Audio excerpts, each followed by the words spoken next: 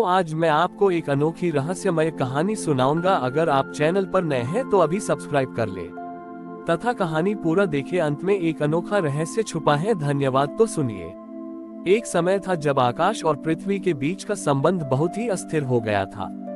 ये वह काल था जब मनुष्य ने भौतिक सुखों के लिए प्रकृति का अत्यधिक शोषण करना शुरू कर दिया था। इस शोषण के कारण पृथ्वी ने अपनी क्षमाशीलता खो दी थी और आकाश के देवता भी क्रोधित रहने लगे थे। नतीजतन पृथ्वी पर जल का प्रवाह अनियमित हो गया। कहीं तो भयानक बाढ़ आती और कहीं जीवनदायिनी वर्षा की एक बूंद भी नहीं गिरती। ये देखकर महर्षि भृगु ने इस असंतुलन को ठीक करने का बीड़ा उठाया। महर्षि भृगु ने वर्षों तक कठोर तपस्या की ताकि वह आकाश और पृथ्वी के बीच संवाद को फिर से स्थापित कर सकें। उनकी तपस्या का बल इतना प्रचंड था कि वे सीधे वैकुंठ धाम पहुंचे और भगवान विष्णु के समक्ष खड़े हो गए। भृगु ने हाथ जोड़कर कहा, हे जगन्नाथ, सृष्टि असंतुलित हो गई है। पृथ्वी अधिकार चाहती है और आकाश दंड देना चाहता है। इन दोनों के बीच सामंजस्य कौन स्थापित करेगा? भगवान विष्णु अपनी योग निद्रा से जागे। उन्होंने भृगु की समस्या सुनी और मुस्कुराते हुए बोले, महर्षि, प्रकृति का यह असंतुलन मेरी ही एक लीला है। कि मनुष्य साझेदारी का महत्व समझे। इस सामंजस्य को स्थापित करने का कार्य मेरा चक्र सुदर्शन करेगा। ये सुनकर भृगु चकित रह गए। उन्होंने पूछा, प्रभु, सुदर्शन चक्र तो असुरों का संहार करता है। वह आकाश और पृथ्वी के बीच शांति कैसे स्थापित करेगा? उद्धरण चिन्ह। विष्णु जी ने उत्तर दिया, मेरा सुदर्शन चक्र केवल संहार नहीं करता, उसका एक और अधिक गूढ़ कार्य है। उसे जहाँ भी असंतुलन और द्वेष दिखाई देता है, वह वहाँ जाकर केवल एक पूर्ण वृत्त, परफेक्ट सर्कल बनाता है। ये वृत्त दो विरोधी तत्वों को उनके केंद्र से जोड़ता है।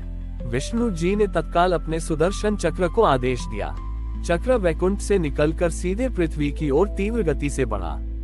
सुदर्शन चक्र ने न तो किसी को काटा, न किसी को जलाया। वह सीधे उस स्थान पर पहुंचा जहां सूखे से पीड़ित एक गांव और बादलों से भरा एक क्रोधित पर्वत आमने सामने थे। चक्र ने पर्वत और गांव के ऊपर हवा में रुककर धीरे धीरे घूमना शुरू किया। जैसे जैसे वह घूमता गया, उसकी गति से एक शानदार चमकीला वृत्त बनता गया। इस वृत्त के निर्माण से दो अद्भुत घटनाएं हुई। तारांकन पर्वत पर चक्र के केंद्रित घुमाव ने पर्वत की क्रोधित ऊर्जा को धीरे धीरे शांत किया। पर्वत ने महसूस किया कि उसका जल केवल उसके अधिकार के लिए नहीं है, बल्कि वह सांस लेने जैसा एक कार्य है। तारांकन गांव पर चक्र की ऊर्जा का कंपन गांव के लोगों के हृदय तक पहुंचा। उन्होंने महसूस किया कि उन्होंने प्रकृति से जो लिया है, उसके बदले में कुछ भी वापस नहीं दिया है। जब चक्र ने अपना पूर्ण वृत्त पूरा किया, तो आकाश और पृथ्वी के बीच एक अदृश्य सेतु बन गया।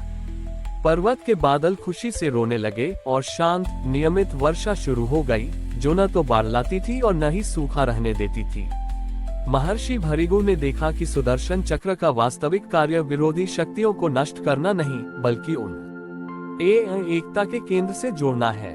भगवान विष्णु ने समझाया, हे महर्षि, मेरा चक्र हर किसी के भीतर मौजूद द्वैत, ड्युअलिटी को नष्ट करता है, ताकि वह जान सके कि जीवन और मृत्यु, सुख और दुख, आकाश और पृथ्वी सब एक ही पूर्ण वृत्त के दो सिरे हैं। जब तक मनुष्य इस पूर्णता को नहीं समझेगा, तब तक वह असंतुलित रहेगा। इस प्रकार सुदर्शन चक्र ने केवल शांति ही स्थापित नहीं की, बल्कि यह सिखाया कि सच्ची शक्ति विनाश में नहीं, बल्कि सामंजस्य स्थापित करने की क्षमता में है। महर्षि भृगु सुदर्शन चक्र द्वारा बनाए गए उस पूर्ण वृत्त और उससे उपजे सामंजस्य को देखकर अभिभूत थे। उन्होंने समझा कि विष्णु का चक्र दंड नहीं, बल्कि परिप्रेक्ष्य बदलता है। ये दर्शाता है कि हर द्वंद्व एक ही सत्य के दो हिस्से हैं। उन्होंने भगवान विष्णु से प्रार्थना की, हे चक्रपाणि, इस ज्ञान को केवल एक गांव तक सीमित नहीं रखा जा सकता। ये ज्ञान हर मनुष्य के लिए आवश्यक है, ताकि वह अपने भीतर के असंतुलन को ठीक कर सके। मुझे आज्ञा दे कि मैं इस चक्र के सिद्धांत को पृथ्वी पर एक ऐसे रूप में स्थापित करूं जिसे सब अपना सकें। भगवान विष्णु ने उन्हें आशीर्वाद दिया और कहा, भृगु, यह तुम्हारा ही कर्तव्य है। जाओ और मेरे सुदर्शन के शांति स्थापना सिद्धांत को एक सरल परंपरा में बदल दो।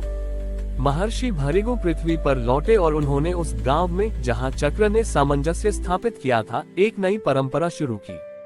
उन्होंने लोगों को सिखाया कि जब भी उनके मन में क्रोध और निराशा का द्वंद्व पैदा हो, या जब वे लेने और देने के बीच का संतुलन खो दें, तो उन्हें एक विशेष रंगोली बनानी चाहिए।